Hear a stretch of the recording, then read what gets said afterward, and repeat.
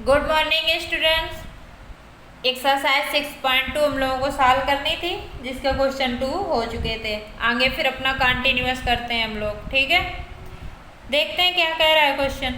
आकृति में ये आपके सामने एक डायग्राम बना हुआ है कि नहीं बना हुआ है। उसी आकृति में, यही आकृति में हमें देखना है A B parallel C D. A B जो ये रेखा है ये सी डी के पैरेलल है, ठीक है। ई एफ लंब सी डी, ये लंब का साइन है। ई एफ जो है वो हमारा सी डी पर लंब है। लंब का मतलब क्या होता है? लंब का मतलब 90 डिग्री का कोण बनता है, ठीक है।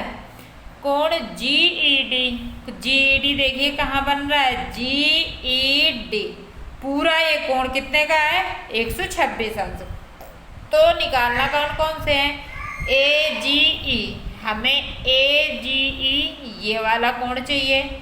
जी ई एफ, जी ई एफ ये छोटा वाला भी कोण निकालना है हमें। एफ जी ई, एफ जी ई इधर वाला भी निकालना है, ठीक है। चलिए एक एक से शुरू करते हैं। पहले ए जी ई में आते हैं। ए जी ये लाइन और ये दोनों पैरेलल हैं। ए बी समांतर सी डी, तो ये किसका काम करेगी? जी किसका काम करेगी? जी ई तिर्यक तथा जी हमारी तिर्यक रेखा का काम करेगी। तिर्यक रेखा, जब ये तिर्यक रेखा है तो ये कोण और ये कोण कौन से कोण कहलाएंगे? बताओ भाई तुम लोग, सारे कोण बताए जा चुके हैं आप लोगों को। कौन से कोण कहलाएंगे? एकांतर। ए जी ई बराबर कोण जी ई डी, नाम लिख देंगे एकांतर कोण। एकांतर कोण हमें पता है कि समान होते हैं, इसलिए हमने बराबर भी लिखा है। तो कोण ए जी ई आपका निकल आया कि नहीं निकल आया? कितने का निकल आया? 126, ठीक। आप अगले कोण की तरफ चलते हैं जो हमें अगला ज्ञात करना है। एक तो हमने क्वेश्चन, एक तो पार्ट निकाल लिया इसका। अगला क्या है? जी ई एफ। देखिए गौर से, ये पूरा कितने का है? 126 है कि नहीं, जो दिया हुआ है। और ये कितने का है? लंब से हमें पता चल गया 90, तो ये बीच वाला निकल आएगा कि नहीं निकल आएगा? कितने का होगा? अरे पूरे में ये घटा दो तभी तो बीच वाला निकलेगा। 126 में 90। अब लिखने का तरीका इसमें देख लीजिए। जी ई एफ बराबर कोण जी ई डी, पूरा कोण हो गया, माइनस कोण एफ जी डी, ठीक। तो क्या हो जाएगा? 126 माइनस 90, घटा दो कितना आ जाएगा? 63। तो कोण जी एफ कितने का आ गया? 36 का। एक आंसर और आ गया, एक ये निकला था हमारा। अब तीसरा, ठीक है। कौन तीसरा? देखो पहले ये हमारा 36 का आया, ठीक। अब ये चाहिए, या तो इसी से डायरेक्ट निकाल दीजिए। ये कैसी रेखा हो जाएगी? ए जी एफ एक सरल रेखा है, सीधी रेखा है। सीधी रेखा पे बने कोण कितने के होते हैं? 180 अंश के होते हैं। ए जी ई प्लस कोण ई जी एफ, एफ जी ई लिख दो, चाहे जो सीधा पड़े पढ़ने में तुम्हें, उससे कोई दिक्कत नहीं। ये वाला बीच में रहेगा, बराबर 180, ठीक। एफ जी, अच्छा दो बार ई लिख दे, ठीक। ये कितने का है? कितने का है भाई? वो 126 का। कोण एफ जी ई बराबर 180, तो एफ जी ई बराबर 180 माइनस 126, घटा दीजिए।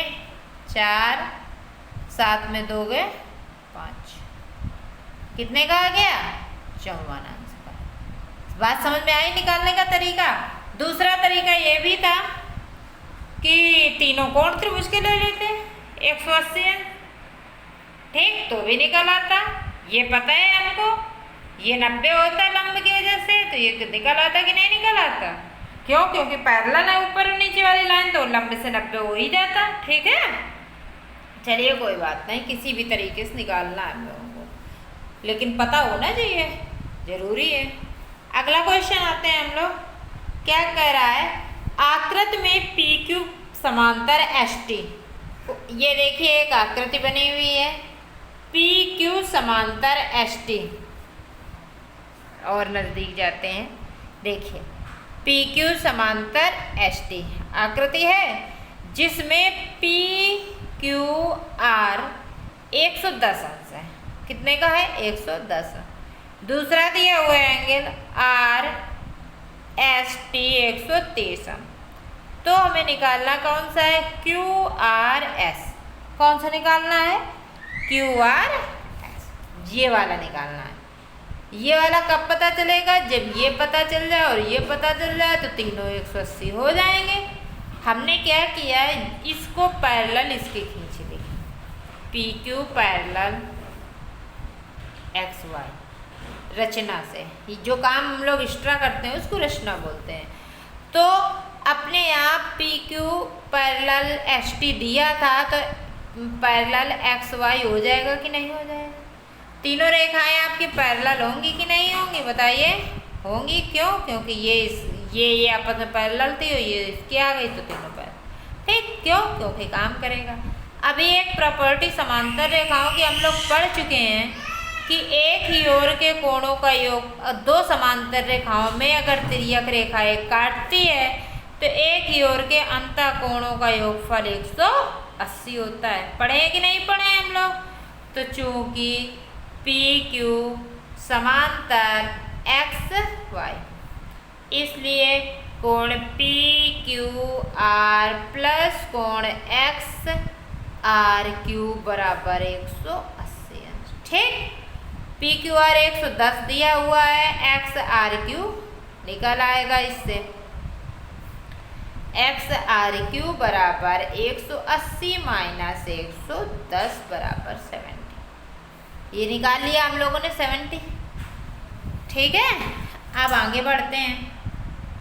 अब इस तरफ वही प्रॉपर्टी लगाते हैं, समांतर रेखाओं के अंतःविमुख कोण 180। अगर कोई तिर्यक रेखा काटती है तो एक ही ओर के अंतःकोणों का योगफल 180 अंश होता है। ठीक। चूंकि एस टी पैरेलल आर, अरे एक्स वाई, आर वाई भी लिख दो, उससे कोई दिक्कत नहीं है। ठीक है। तो क्या हो जाएगा? कोण आर एस टी प्लस कोण एस आर वाई बराबर 180 अंश। ऐसा ही है। ये 130 अंश है प्लस एस आर वाई बराबर 180 है, तो एस आर वाई बराबर 180 माइनस 130 बराबर 50।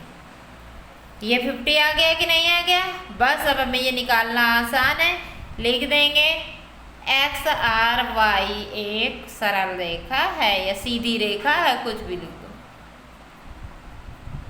इसलिए 70 प्लस कोण क्यू आर एस प्लस 50 बराबर 180।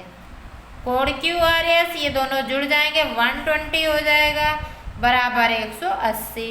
कोण क्यू आर एस बराबर 180 माइनस 120 कितना आ जाएगा? 60। यही निकालना था हमें। तो बात समझ में आ गई कि निकालने के सबसे पहले, शुरुआत करने के पहले हम ये देखते हैं कि कौन कौन से, देखिए निकालना था कौन कौन से एंगल से कहाँ से क्या फिट होगा। ठीक है। किस तरीके से कौन सा एंगल निकल सकता है, जब पहले भूमिका बन जाएगी अपने आप लगाते चले जाओगे। ठीक है। चलिए आगे क्वेश्चन देखते हैं अगला।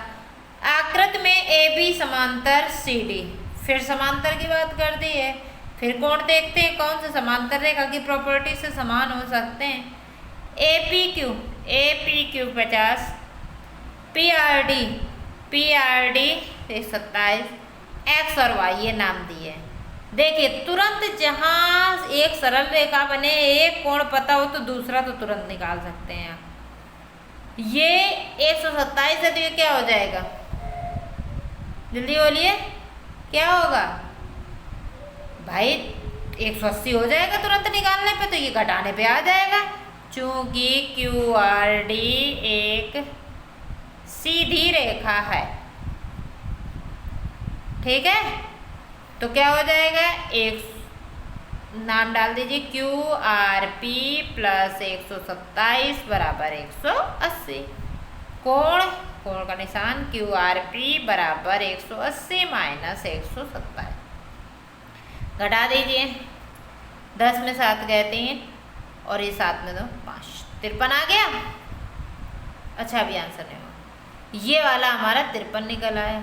अब देखिए ये समांतर सरल रेखा है, अरे समांतर रेखा ये त्रिज्या काट रही है, तो ये कैसे होंगे, एकांतर होंगे कि नहीं होंगे, चूंकि AB समांतर CD तथा PQ तिर्यक रेखा इन्हें काटती है,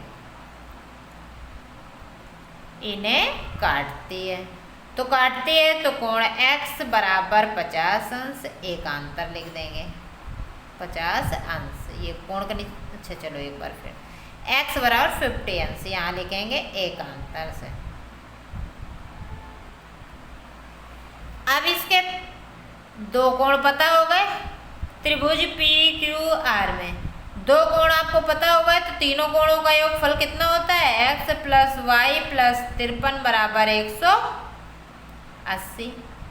x का मान अभी अभी निकाले 50, 50 प्लस वाई प्लस 53 बराबर 100।